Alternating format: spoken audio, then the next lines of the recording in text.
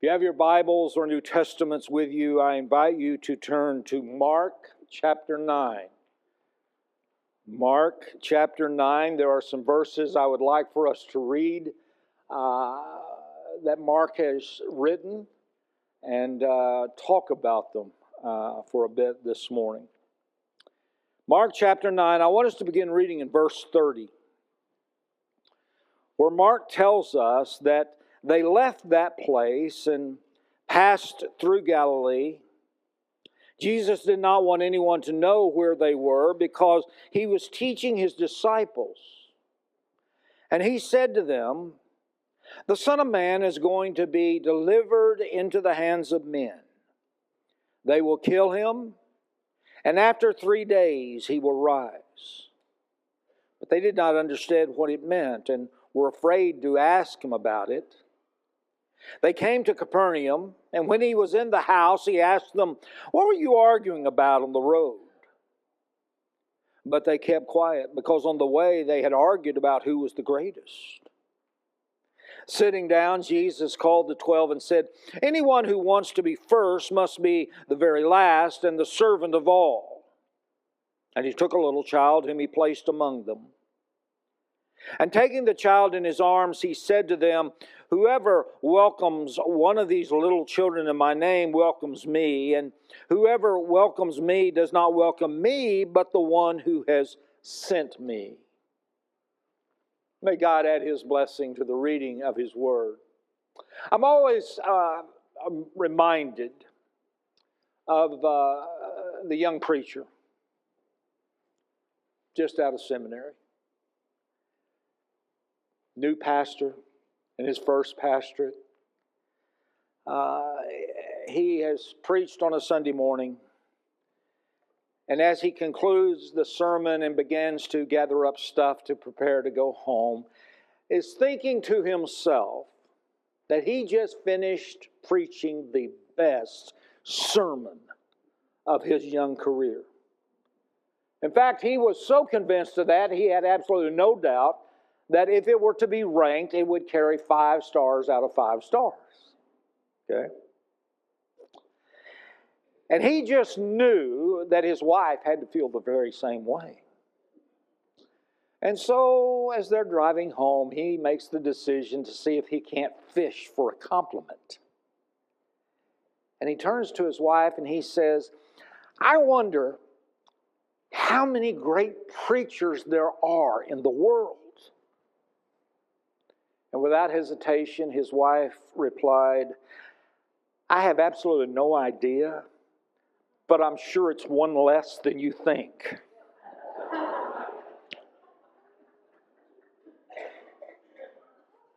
Talk about humility. Well, it seems that the disciples of Jesus also needed a lesson in humility, and Jesus knew it. It appears, however, in Mark's account that Jesus wasn't quite as blunt as this young pastor's wife had been. But according to Mark, Jesus and his disciples, they're on their way to Jerusalem. Jesus knew what awaited him there and knew that it wasn't good. And therefore, he was trying to prepare his disciples so that they wouldn't be caught off guard. And in verses 31 and 32, he simply says the Son of Man is going to be betrayed into the hands of men, and they will kill him, and after 3 days he will rise again. But they didn't understand. And Mark indicates that they were afraid to ask him. In other words, his warning was met with stone silence. And I will guarantee you this, Peter wasn't about to speak up. I mean, he had just done that in Mark chapter 8. Okay? He had done that after Jesus had mentioned suffering and dying for the first time, even going so far as to rebuke Jesus for saying it. And Jesus, you might remember in chapter 8 of Mark, calls Peter Satan and told him to be quiet. Now, Peter definitely wasn't going to speak up. He would keep his editorial comments to himself. And not only was he not going to speak up, neither were any of the other disciples. However, the disciples didn't remain silent for the rest of the day. For you see, walking to Capernaum, they talked among themselves, and you might think that they would have discussed what Jesus had just said.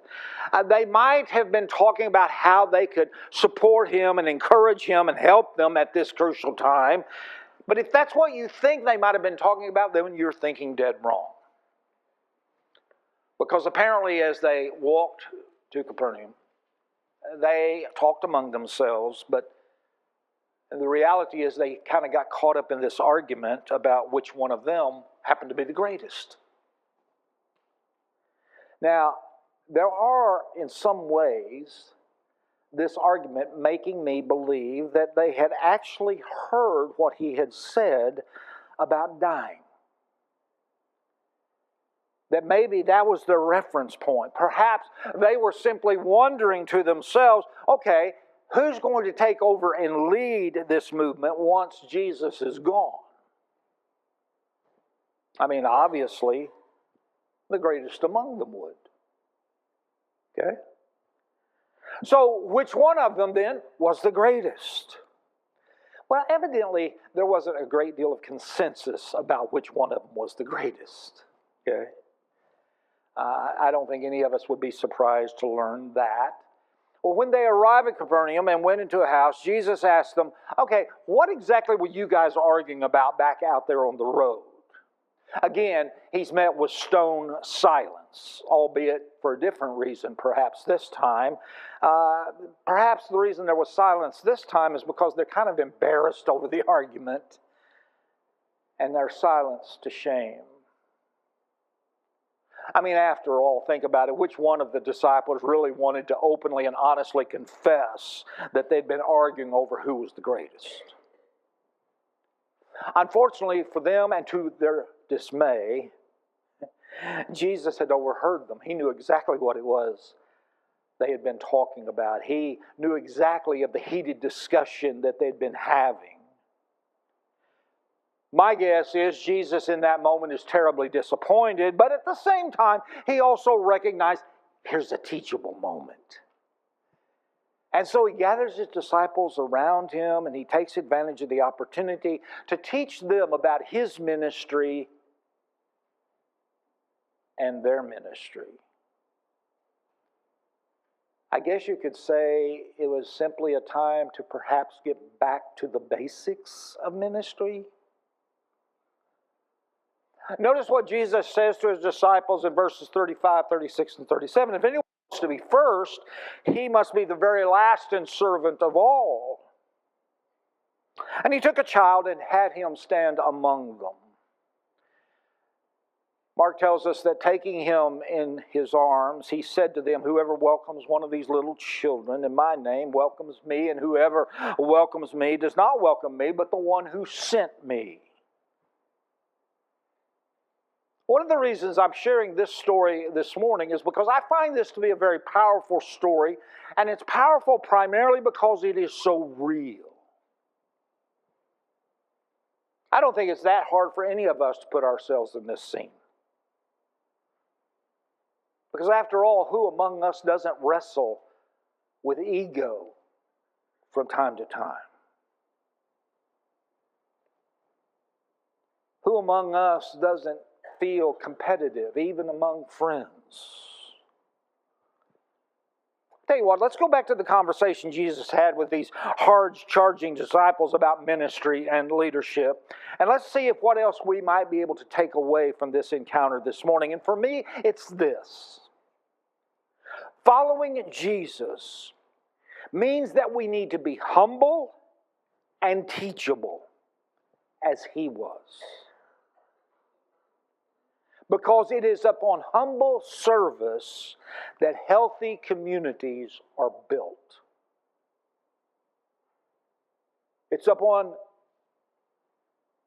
humble service that healthy communities are built. If anyone wants to be first, Jesus said he must be the very last and servant of all. Now, you want to know what disturbs me about this particular episode in Jesus' ministry? It's this.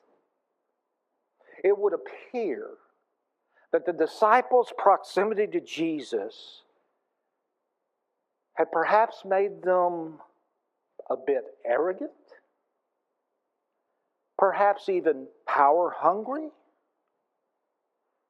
The thing that simply disturbs me about this particular episode in the life and ministry of Jesus is this. The disciples brought this secular model for leadership and success into their relationship with Him.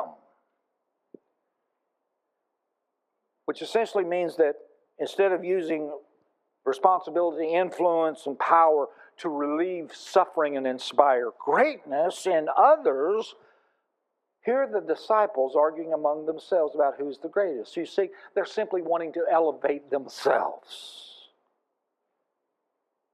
So how did Jesus respond to that attitude? In essence, Jesus said, well, you're not going to become great by climbing on the backs of others. Rather, you become great by lifting others onto your shoulders. You see, Jesus knew how dangerous and out of control ego could be. Jesus understood that egos have to be reined in for ministry to occur. A teacher, theologian, and author by the name of Karen Armstrong has written, quote, "The most stubborn obstacle to Christian living is the ego." I think she may be onto something. You know. In recent years, this whole idea of, quote, greatness has become very disturbing to me on a certain level. And I was reading an article by Dan Vestal. And I want to share his thoughts on the subject by sharing what he has written.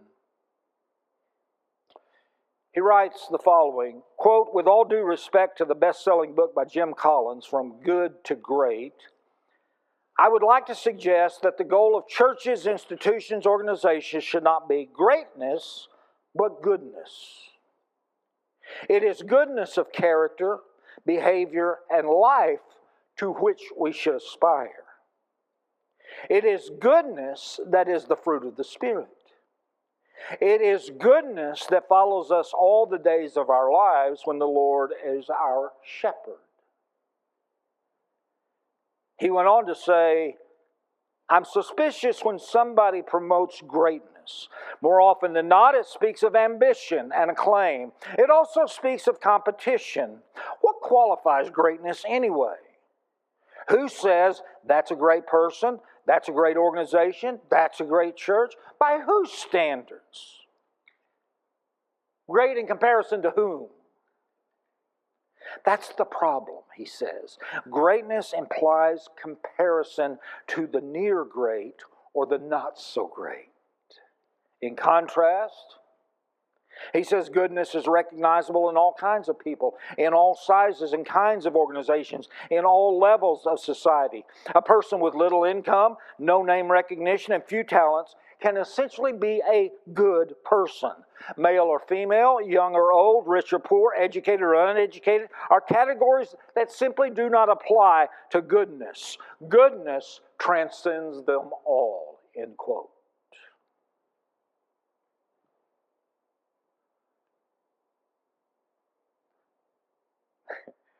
I thought earlier when Chuck was introducing us to a new song, he said, we'll sing it today and then next week we'll come back and repeat it. By then you'll know it.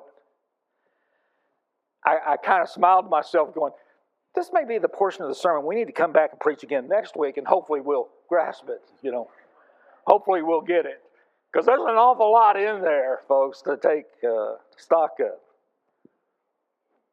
But on this day, let's simply look at who Jesus brought in to get his point across to the disciples. He brings a little child into the middle of that group and says in verses 37, "Whoever welcomes one of these little children in my name welcomes me. And whoever welcomes me does not welcome me, but rather the one who sent me." Now, the reason that's a significant illustration is because you and I have to understand that a child in the time of Jesus was a non-person. A child was someone that the world simply either overlooked or ignored. Okay? Children were considered symbols for anyone of low status, anyone that was helplessly in need. In other words, children in the time of Jesus represented the weakest and the most vulnerable of all. So you say, okay, what was Jesus' point? His point was that through acts of compassion and love toward the weakest and the most vulnerable, you come face to face with the divine. You come face to face with the divine. When you use your talents, your resources, your influence, your power and opportunities to help those who are powerless and voiceless and vulnerable, when you do that, you enter into the presence of God.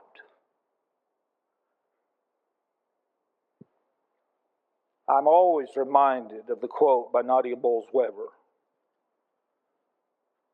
when she said that anytime she draws a line in the sand, as she looks across that line, that's where she sees the face of God.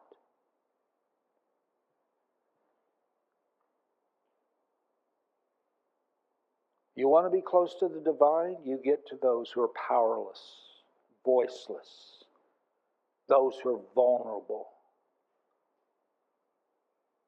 Then you'll see the face of God. You see, in this story, Jesus is talking about community. And I believe he's also talking about how to build a community through mutual compassion and mutual support.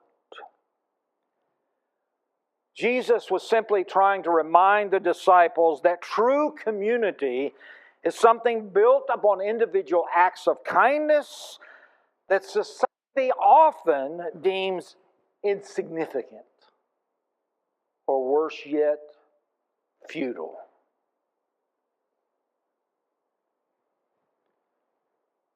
Listen, we cannot afford to miss the significance of the child that was sat in the middle of them.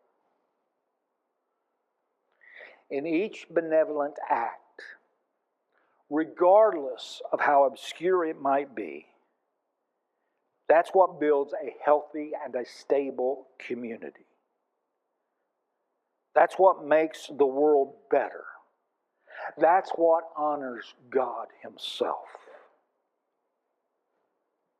That includes all kinds of acts of random kindness. It includes all kinds of words of encouragement. It includes all those times that you simply provide a listening ear and a helping hand to all people in all places.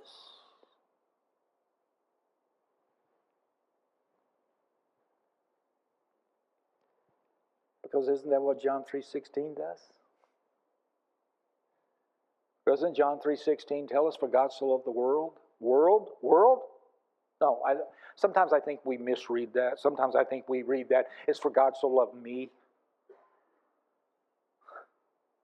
Or for God so loved those like me.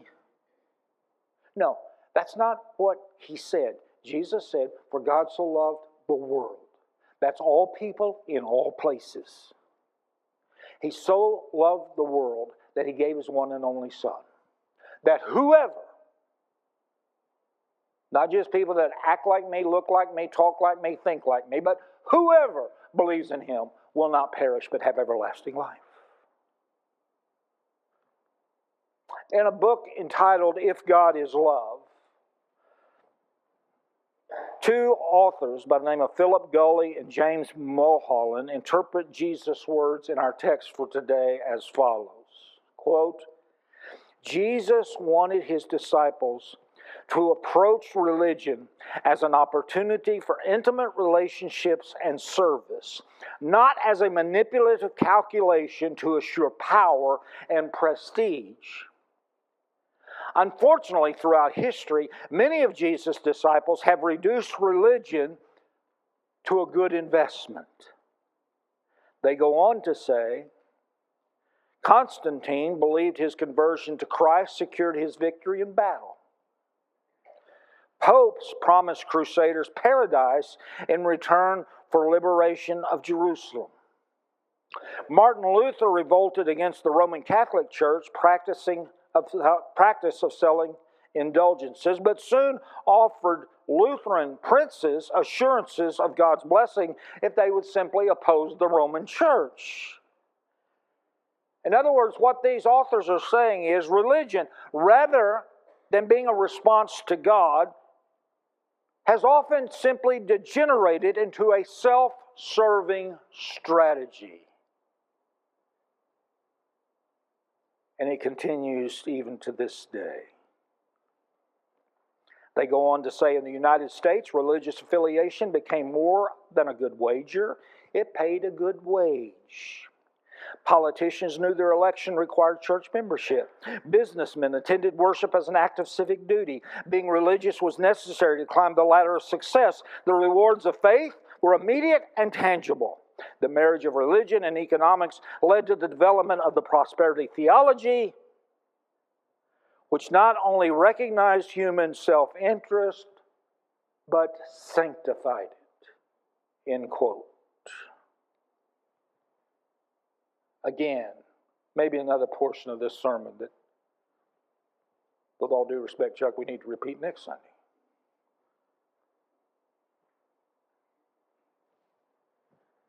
The question becomes, what can a child do in the midst of any of those disciples?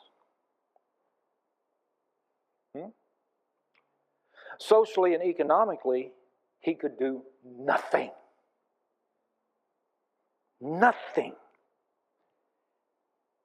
Yet spiritually, that child held the key to abundant living for all of them. And the key to abundant living for all those around them.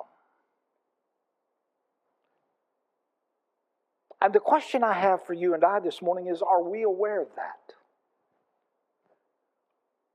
In other words, do we believe that proximity to Jesus should make us humble and compassionate,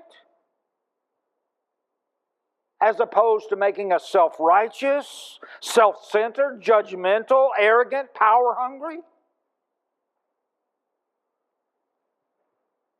Do you and I understand that community is built upon obscure individual acts of random kindness? Or more importantly, do you and I, are we aware and believe that the greatest challenge to Christian living is simply ego? And do you and I realize that no one becomes great by simply climbing on the backs of others, but by lifting others onto our shoulders?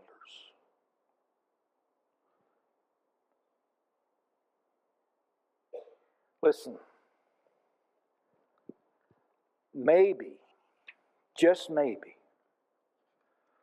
what each and every one of us need to do this morning is simply take the time to sit down with Jesus and let Him teach us as He did His disciples.